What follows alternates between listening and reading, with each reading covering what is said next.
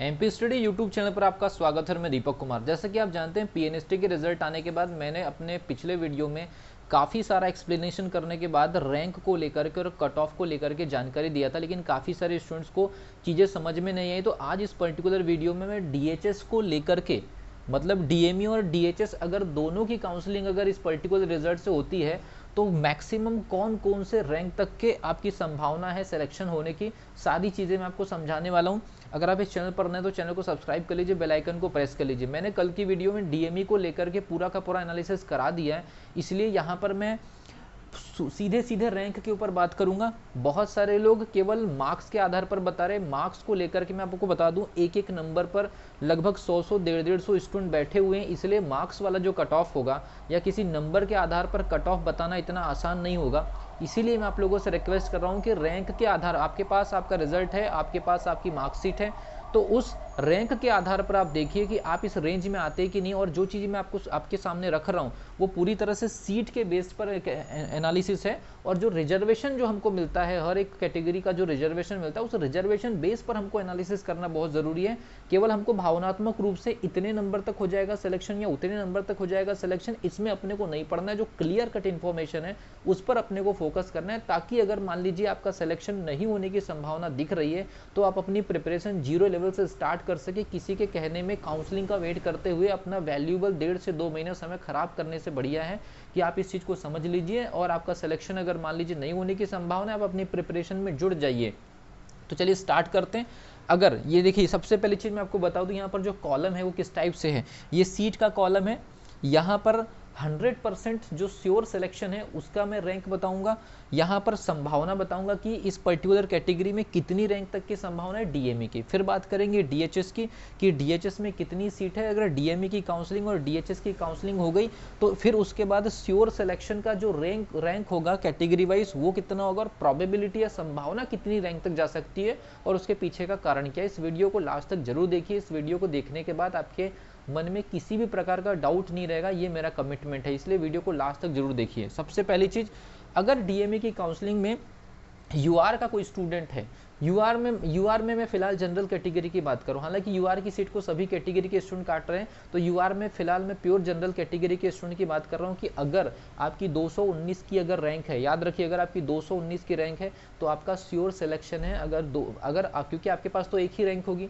जो student general category के हैं आपके पास में केवल एक ही प्रकार की रैंक शो हो रही होगी, अगर वो टॉप 219 में है तो आपका श्योर सिलेक्शन है। इसका मतलब है कि 100% सिलेक्शन के लिए अगर कोई जनरल कैटेगरी के स्टूडेंट है तो आपका 219 रैंक होना बहुत ज़रूरी है।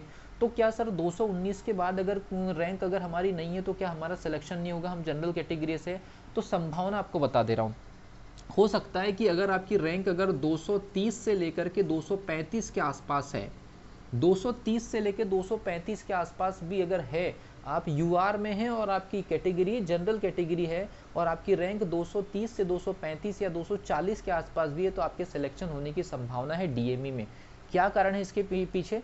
जो 219 स्टूडेंट होंगे जिन्होंने पीएनएसटी का एग्जामिनेशन क्लियर करे है और वो टॉपर है, अगर उसमें से 15-20 स्टूडेंट अगर नीट की काउंसलिंग में ज्वाइन कर चुके होंगे तो उस सीट के खाली होने की वजह से ये रैंक 219 से बढ़कर के 240 जा सकती है।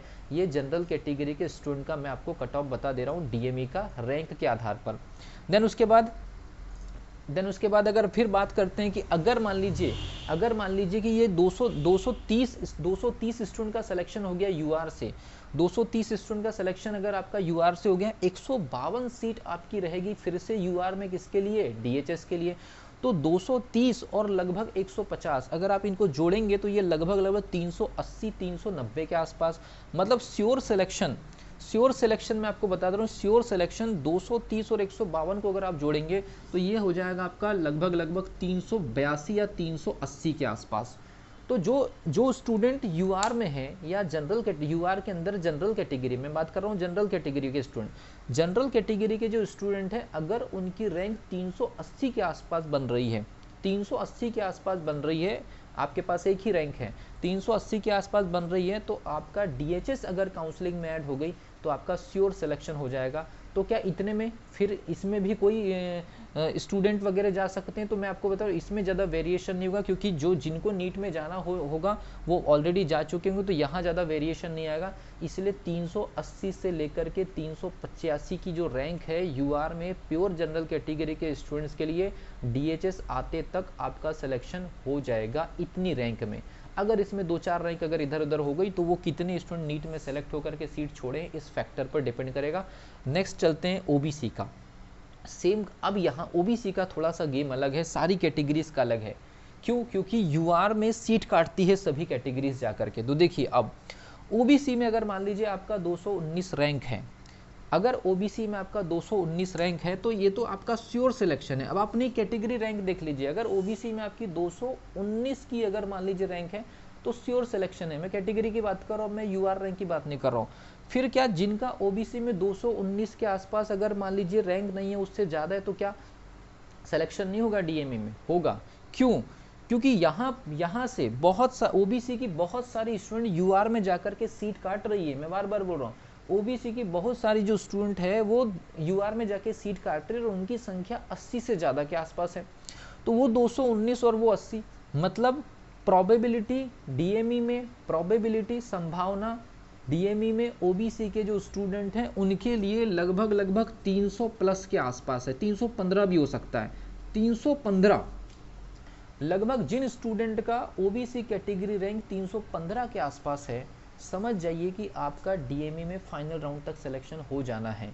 उसकी वजह यह है कि ओबीसी के बहुत सारे स्टूडेंट यूआर की सीट काट रहे हैं। अब बात करते हैं कि डीएचएस अगर ऐड होगा तो 315 स्टूडेंट तो निकल चुके होंगे, उसमें अगर आप 152 अगर ऐड कर दो तो ये लगभग हो जाता है आपका 465 के आसपास ऑन एन एवरेज।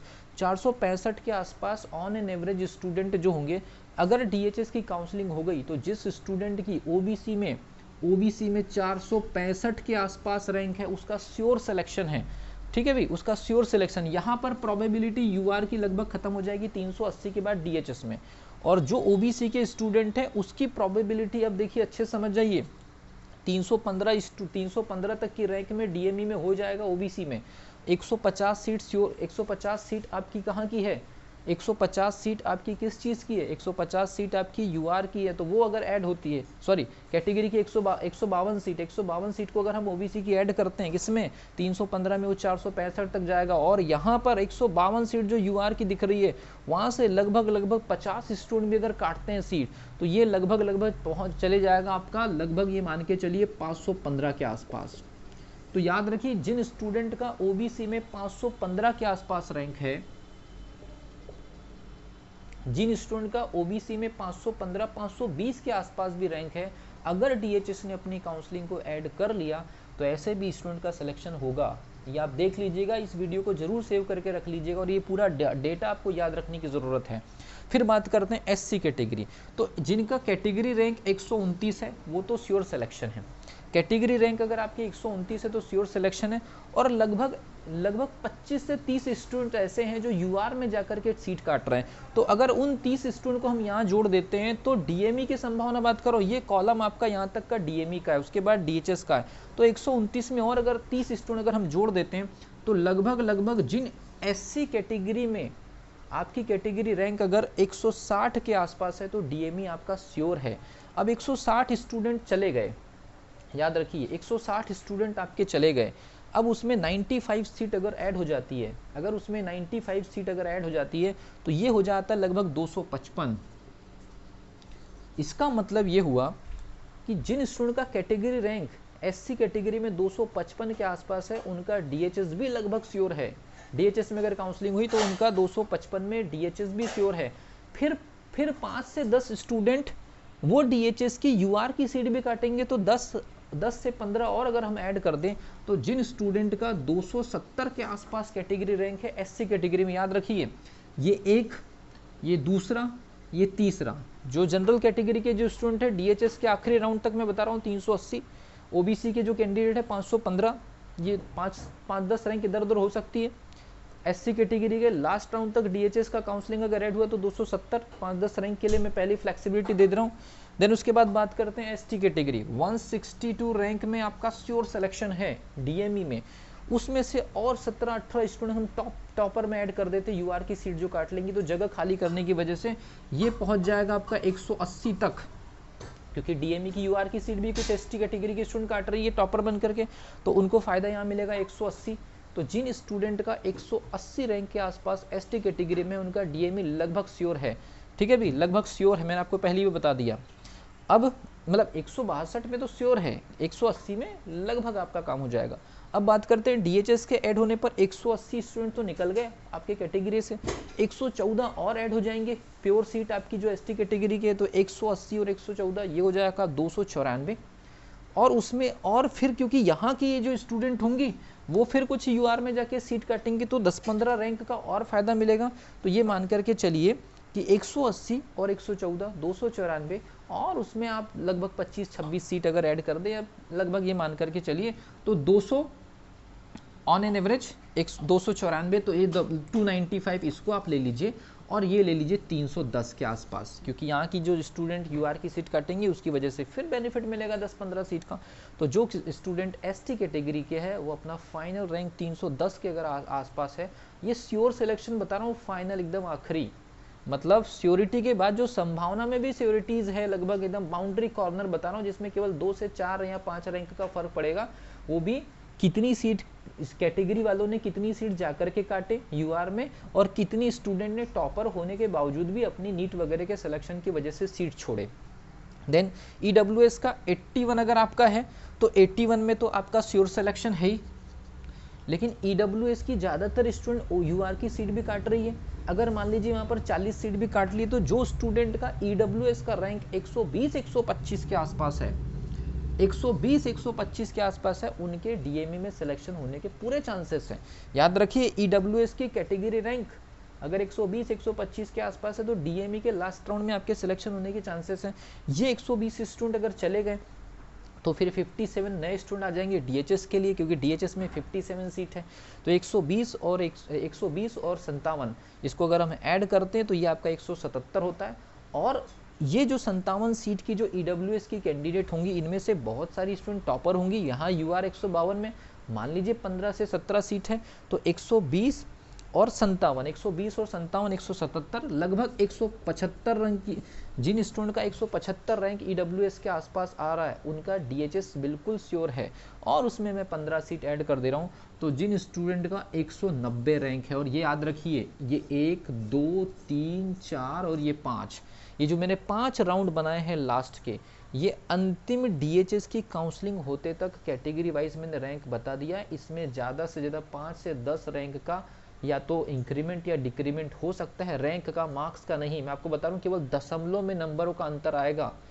और अगर हम बात करें अगर डीएमई की, तो 230 से 235 आपका 230 से 235 यूआर में जनरल कैटेगरी वालों के लिए, 315 तक जा सकता है डीएमई का ओबीसी रैंक की बात कर रहा हूँ, 160 तक जा सकता है डीएमई का एससी कैटेगरी, 180 तक जा सकता है डीएमई का एसटी कैटेगरी, 120 तक जा सकता है डीएमई का ईडब्ल्यूएस। वैसे ही डीएचएस का यूआर जा सकता है 380 रैंक तक के, डीएचएस अंतिम राउंड में ओबीसी के लिए 515 रैंक तक टच कर सकता है, डीएचएस का अंतिम राउंड एससी कैटेगरी के लिए 270 रैंक तक उतर सकता है, डीएचएस का अंतिम राउंड 310 रैंक तक उतर सकता है एसटी कैटेगरी के लिए, और डीएचएस का अंतिम राउंड 190 सीट तक उतर सकता है ईडब्ल्यूएस के लिए। मैं इसमें फ्लेक्सिबिलिटी दे रहा हूँ केवल और केवल 5 से 10 रैंक का। इसमें आप अपनी ऐड कर सकते हैं कि अगर आप इस रैंक के आजू बाजू कहीं 5, 10, 15 रैंक अगर है तो आपकी संभावना बन सकती है। अब इसके रैंक के बाद के जो स्टूडेंट है, अगर आपको लग रहा है कि ये बिल्कुल क्लियर कट इन्फॉर्मेशन है, आपको भरोसा है और आपको लग रहा है कि इस बार अगर आपका सिलेक्शन नहीं हो रहा है या प्रिपरेशन आपको करनी चाहिए, एग्जामिनेशन देना चाहिए, तो आप 0 लेवल से स्टडी करना स्टार्ट कर दीजिए। काउंसलिंग की प्रोसेस ज्वाइन होते तक 2-2.5 महीने निकल जाएंगे। इस बीच में ऐसा ना हो कि आपका क्वालिटी टाइम आपके हाथ से भी निकल जाए। अगर जिनको लग रहा है कि इस रैंक के बाद है, वो अपनी पढ़ाई स्टार्ट कर दीजिए। अगर किसी वजह से सिलेक्शन हो गया तो बहुत अच्छी बात है, अदरवाइज आप किसी के भरोसे बैठेंगे, आपका बहुत वैल्यूएबल टाइम जो है वो वेस्ट हो जाएगा। इससे ज़्यादा, इसीलिए मैंने आपको एक कॉर्नर दे दिया कि इसके बाद के जो स्टूडेंट हैं अपनी पढ़ाई पर फोकस करें, अगर आप चाहते हैं कि पीएनएसटी नेक्स्ट टाइम आप क्लियर करते हैं तो। मिलता हूँ अगली वीडियो में, तब तक के लिए wish you all the best.